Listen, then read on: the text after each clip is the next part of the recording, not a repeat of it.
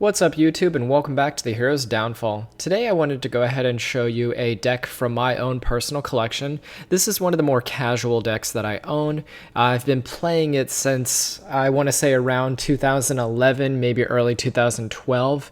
Let's go ahead and just dive straight in. So the card I want to show you today is Glissa the Traitor.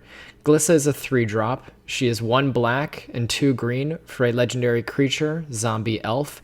She is a 3/3 with first strike and death touch. So she is just a little killing machine. She is pretty small, but with first strike and death touch in combat, she's going to almost certainly 9 times out of 10 kill whatever she goes ahead and meets. She has a ability which reads, whenever a creature an opponent controls is put into a graveyard from the battlefield, you may return target artifact card from your graveyard to your hand. So she's got value stacked on top of her, along with just being a really good combat creature in general. Now, the reason I like her is I played the original Glissa the Sunseeker, back when she was originally in Standard, before I even played Commander. And then when Scars of Mirrodin, I want to say is when Glissa the Traitor came out, I played her in Standard as well. I had a deck with her, and I think it was Nim Deathmantle that I played in Standard. So when I first got into Commander around June 17th, 2012, if I'm remembering correctly, I didn't have a lot of cards that were good for Commander lying around, but I had my old Glissa the Traitor deck, so I went ahead and I dismantled that, and I kind of built upon it and made this really fun deck that as I got better and the format of Commander evolved, I went ahead and I made, a little bit more fine-tuned deck around her. I haven't really touched this deck for maybe a year or so. I think the last time I messed with it it had to be longer than that, because it was when Kaladesh came around, I guess. I think I might have put like 1 or 2 cards in it in the past year. So let's go ahead and dive in and take a look at my Glissa the Traitor EDH deck. Alright, so the first card we're going to be looking at is Shimmer Mirror. At only $2.84, Shimmer Mirror can be a staple within this deck.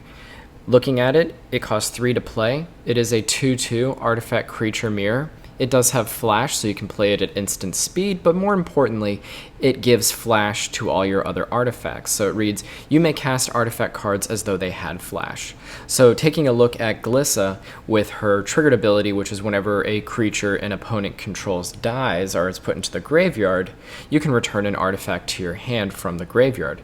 So with Shimmer Mirror, if it's your opponent's turn and one of their creatures dies, you would in response return an artifact from your graveyard to your hand, and with Shimmer Mirror on the battlefield, you would be able to theoretically immediately cast that card from your hand.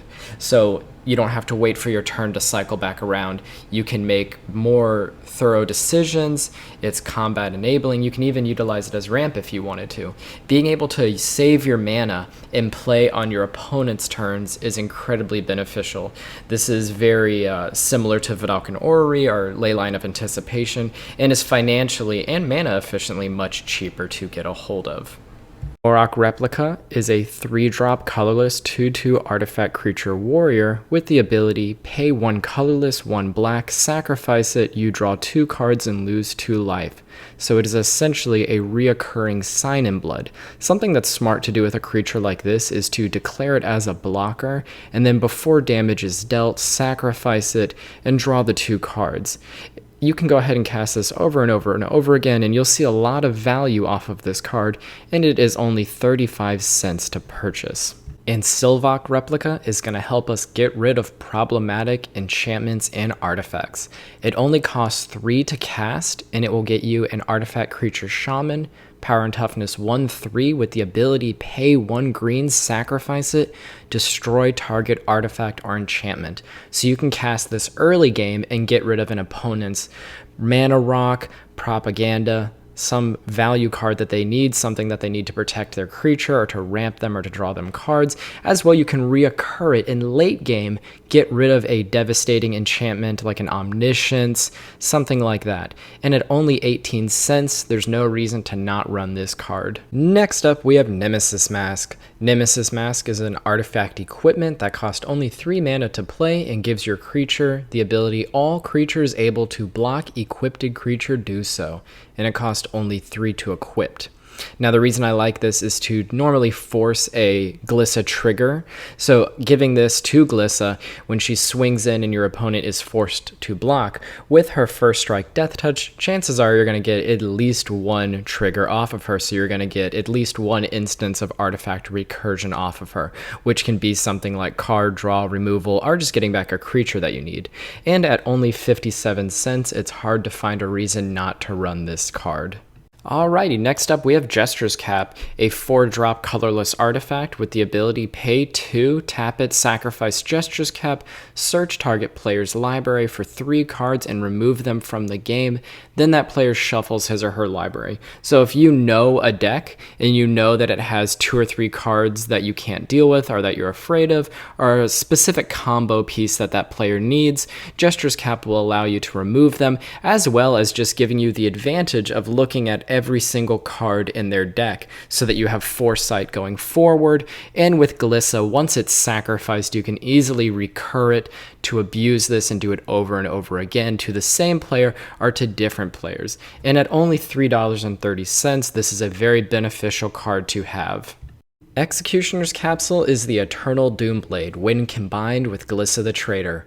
1 black, this artifact has the ability pay 1 colorless, 1 black, tap it, sacrifice Executioner's Capsule, destroy target non-black creature. So a reoccurring theme that you'll see with this deck is the sacrificing of artifacts that we control. But with Glissa, she can recur them over and over again.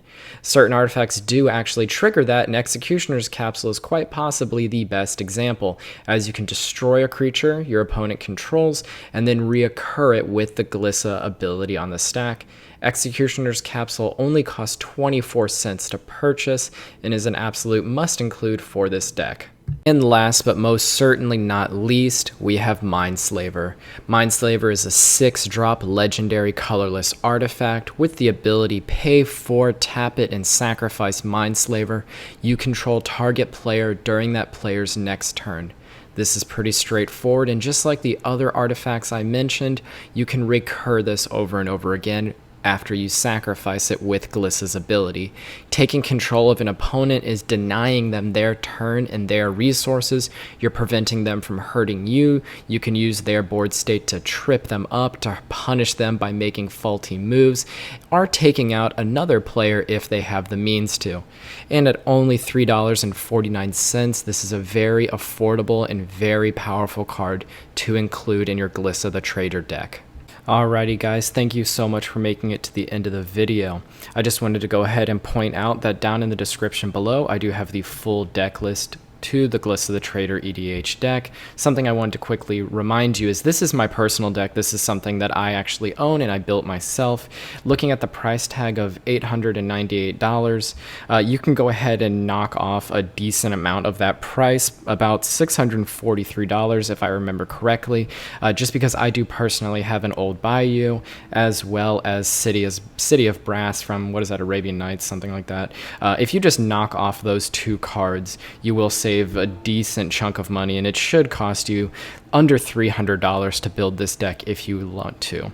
Now everything is listed right here, so if you want to go ahead and take a look at that afterwards. I really appreciate everybody taking the time to watch this video. You can help me out by leaving a like, a comment. If you have not already subscribed, please go ahead and subscribe for future videos. As well, don't be shy to leave comments asking questions or making suggestions for future videos.